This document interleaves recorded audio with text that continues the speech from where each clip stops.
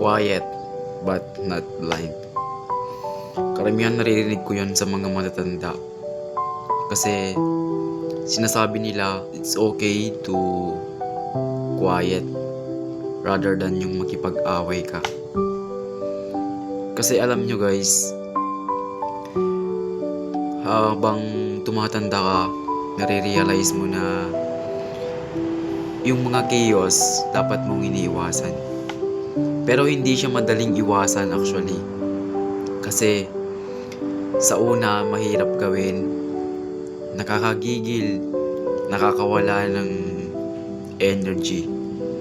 Pero in the end of the day, kailangan mong pigilan ng sarili mo or maybe self-control para hindi ka makagawa ng yun, mali sa paningin ng ibang tao. Kasi sa tingin nila na kapag kasi overreacting ka, pinapakita mo sa kanila na mahina ka. So maging silent ka na lang rather than makipag-away. Yun lang guys.